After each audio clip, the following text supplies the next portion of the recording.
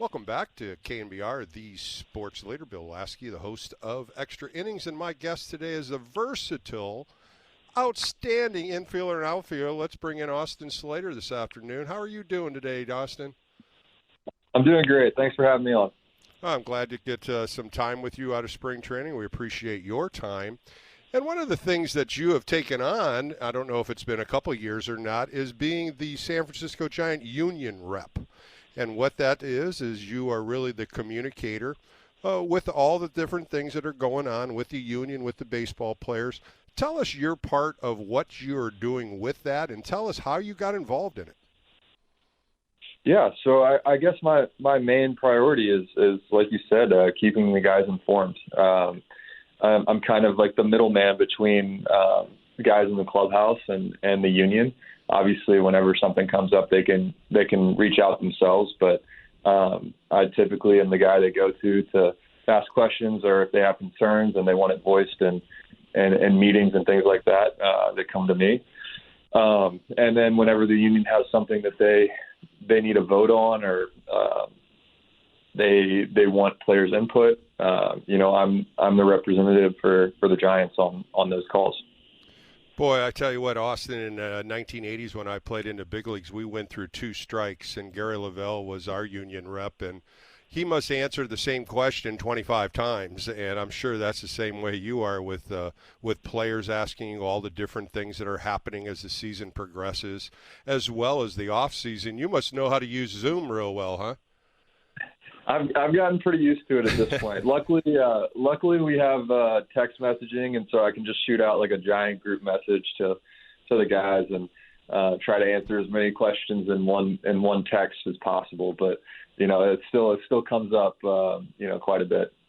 And I tell you what, Austin, it's a second job. There's so many things that you're learning about the situation that's going on with MLB, especially the players' side. And of course, this winter coming up, the agreement between the owners and the players are up, so it's going to be a huge, busy winter for you. Are you looking forward to negotiations and all the different possibilities that could happen, and there could possibly be a strike? I am looking forward to it. I truly do love this game, and I love the support that I've had in the clubhouse from our guys and the trust, and I take this responsibility.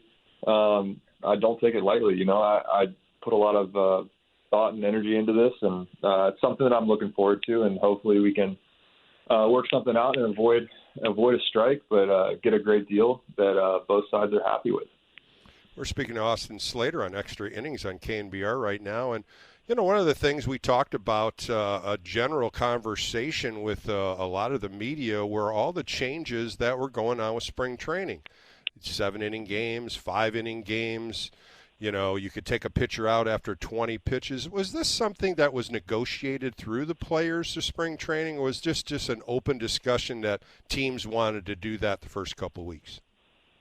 Yeah, so this kind of fell under the health and safety protocols. Typically during Major League camp, you have minor league camp going on around the same time, and so you're able to draw a lot of those guys over to back up, in case of emergencies, or potentially they're penciled in to pitch maybe the 8th or 9th inning. Well, this year, we don't really have that luxury. Granted, we do have 75 guys in camp, but even that sometimes isn't enough, when you have 10 to 14 games in a row potentially during spring. So it was something that they took into consideration, knowing that minor league camp was going to be delayed, and something to keep players healthy. And with the stadiums not being completely full, I think that they felt that it was okay to do something like that. It just came across this week that they're going to push AAA back a month for precaution and protection. Is this similar to what you just kind of went through with the protocols of spring training? I haven't really heard as much about this, to be honest. I think this also does come down to a logistics issue. You think about where our triple team, Sacramento, they were going to start the season Albuquerque. And it starts to become a logistics issue when you're like, all right, what happens if, God forbid someone gets hurt first series of the year and we're in Seattle? Do you fly that guy that's not vaccinated on a commercial flight from Albuquerque to Seattle with a stop in Vegas? So, I think once they started to think about the logistics of the situation, it became harder and harder to follow the protocols that we agreed upon and be able to play the AAA season in conjunction with the Major League season, at least to start. Yeah, one quick question on being a rep. The baseballs are going to be changed this year. Of course, Major League Baseball purchased Rawlings a few years ago, and they said the ball's not going to be that strong like the balls were popping out of ballparks last year. Did the players get to talk about this? Do they get to discuss these things at all? It's something that falls under the umbrella of the league office. That's one of their responsibilities is to provide baseballs. And, I haven't heard that they asked for input, but, maybe it was soft feelers around the league, just, from what guys have been saying in the media and things like that they took into consideration. But, my guess is that they just maybe didn't like the direction that the game was going to a 3 outcome, sport. That's something that's been thrown around quite a bit. And you've seen in the last couple offers where, to push back the season, they also included things like the automatic strike zone and, limited amounts of shifts and things like that to try to encourage, more contact and more action in the game. Yeah, and I think that's what the fans are looking for. Of course, we're hearing now the fans could possibly be at Oracle Park for the home opener. California, Newsom's trying to open it up a little bit. You're seeing a little bit more at Scottsdale Stadium, a few hundred people. In Florida, they're bringing in more people. Do you think that's a good thing that baseball is starting to break this a little bit and bring in some of the fans back? I think so. We've learned a lot over the last year, and one of the things is that exposure is the risk of exposure is pretty limited in outdoor venues. And luckily for baseball, we're an outside venue. The NFL was pushing the envelope, and they seem to have done a pretty good job in the places that we're allowing fans in. And so, I think it's great for baseball, and it's great for the fans, and it's great for us as players. It's kind of a buzzkill to play in an empty stadium and not have that energy running through the stadium, through the fans. Yeah, and I think that's a big plus, even though, you're limiting so many in these little pods and things, but it's getting the baseball fan back in. That was one of the things that hurt baseball a little bit last year. Of course, it hurt a lot of sports not having the fan come in. We can only watch games on television as well as listen to KNBR on radio, and it's got to be different from the player side, looking up there and seeing cutouts, and there's nobody really talking in the stands. You could probably hear each other talk from dugout to dugout. So how was that a change for you going out to all these ballparks with no fans? It was odd at first. It was kind of a little eerie, and but you kind of get used to it as the season went on. It becomes the new normal. But it was a new normal that I don't think, if you ask the guys, I don't think anyone really enjoyed it. Like I said, you do draw energy from the fans. And that nice little roar of the fans when there's no action going on, but there's noise and commotion in the stadium to fill that dead empty space between pitches, and you don't have that, and it does feel weird. Yeah, it does, and it sounded weird watching games on TV, hearing the fake noise in the background, and you hear the booing and stuff like that, and you're like, "Where's all that coming from?" From a recorder. That's where it came from. But yeah, and then you have teams like the Dodgers blaring it while we're on defense, like 10 times as loud as it would be in a normal Dodger stadium. So, yeah, of course. So then you have some of that going too. All right, listen, we're going to take a quick break here. You're listening to KNBR 104.5 FM, 680 AM, the sports leader. We'll be right back. Welcome back to KNBR Extra Innings. Bill Lasky talking to Austin Slater, and he's in Arizona in spring training. And Austin, let's get to spring training a little bit. You came into the to Scottsdale Stadium and you had a nice conversation with Gabe, Farhan, and Scott, and they said, guess what? Your versatility is great, but now you're just going to concentrate on outfield. How did that feel?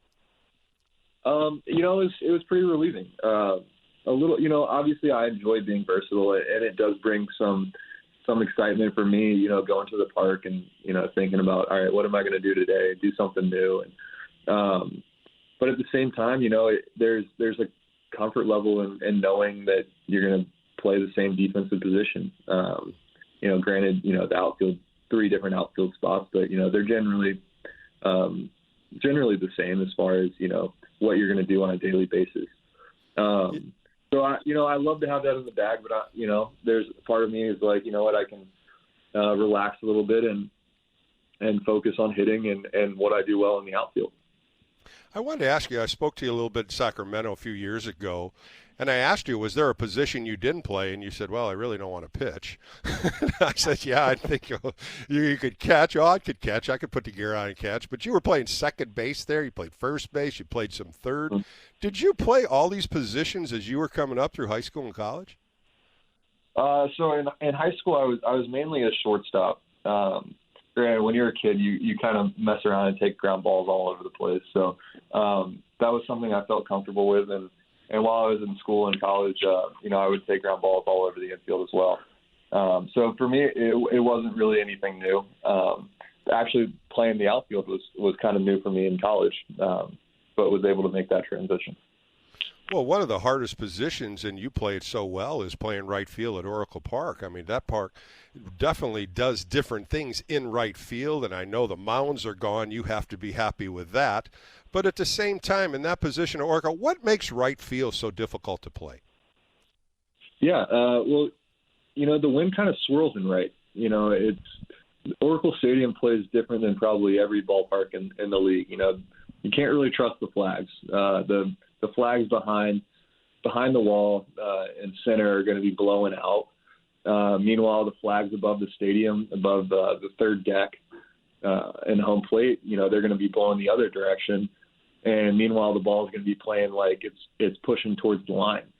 So the winds are constantly changing, but it's something you just got to keep your feet moving and keep your eye on the ball. I was lucky to have a guy like Hunter Pence when I was first coming up, kind of explain the different directions. If the ball's hit here, it's going to push this way, or it's going to push towards center if it's hit here. I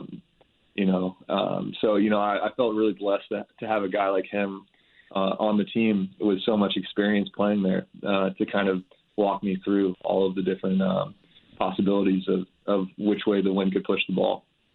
That voice you hear on KNBR is Austin Slater, taking some time out in spring training to join us on Extra Innings.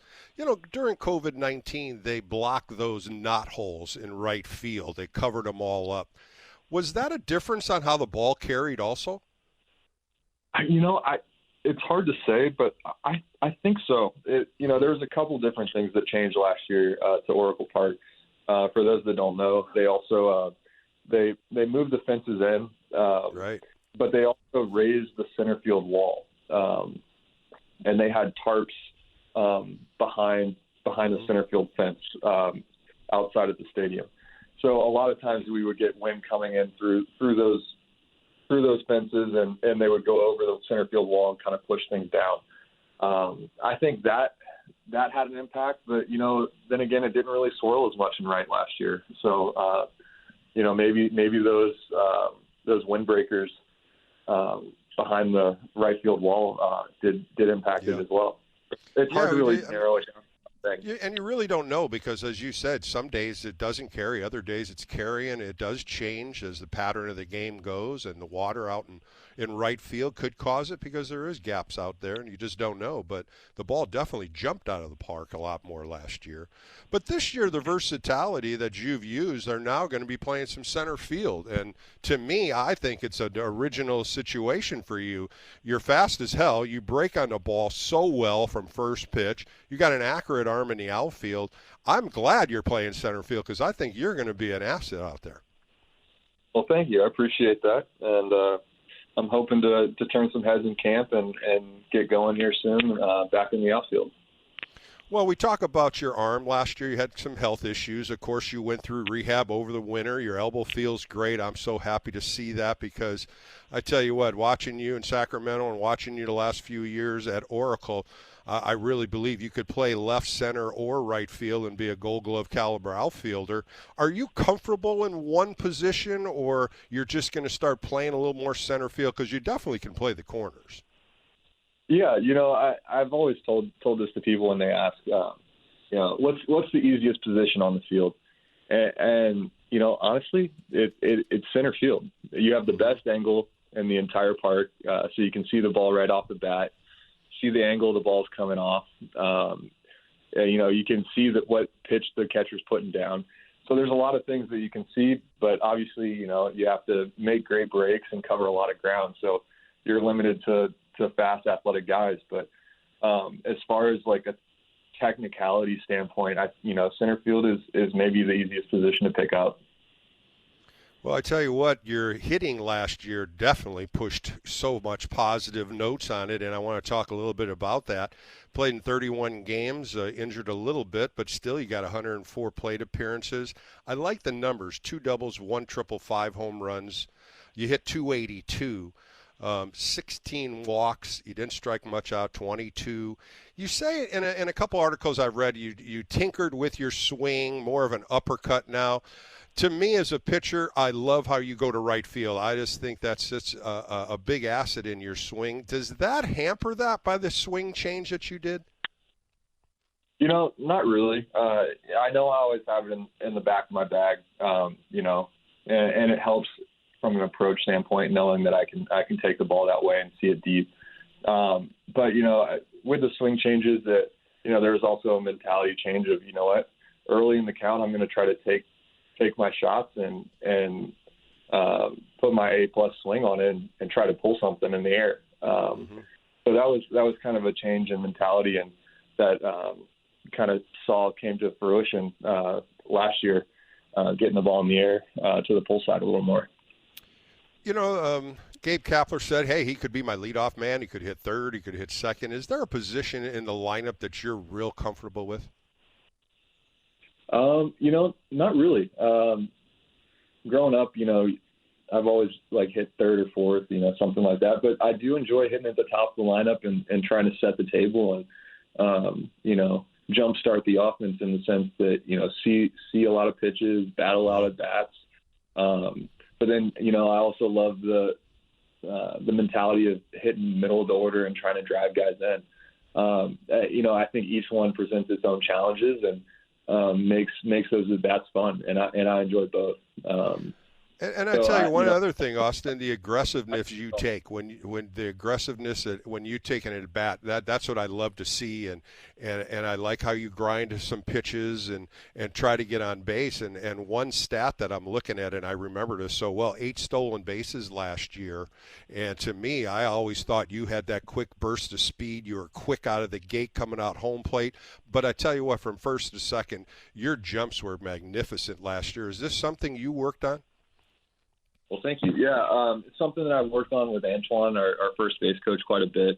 And obviously Wo's an expert. He's got his master's in running the bases. So having those guys out there was awesome. But, a big change for me also was the trust that Cap put in me and the trust that I have back in him and picking great spots to run.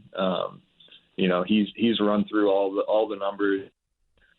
What counts guys throw certain pitches, percentages of all that, and what counts they pick over, things like that. So there's a lot of trust between me and him on that, and looking forward to this season and continuing that. Austin, one other thing. Do they give you the green light? Do they let you take the lead to maybe win a steal a bag, or is that all given by signs? No, so they're all green lights. Okay. It's a time when, he thinks it's a good time to go, but at the end of the day, it's on me. But for me, when he gives me the green light, I know that, hey, he's put a lot of thought in this, that this is, a good pitch to go. So, it's a little different mentality than, the typical green light. A manager used to just give you a green light for an entire hitter.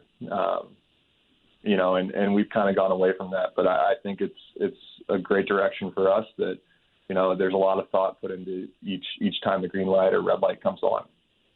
Austin, I played in the big leagues as a pitcher, starting pitcher and a relief pitcher, and there was always goals I always tried to make for myself each year. More innings, of course, more starts, and you want more wins and lower and run average, all the basic things when you look down a stat for a pitcher.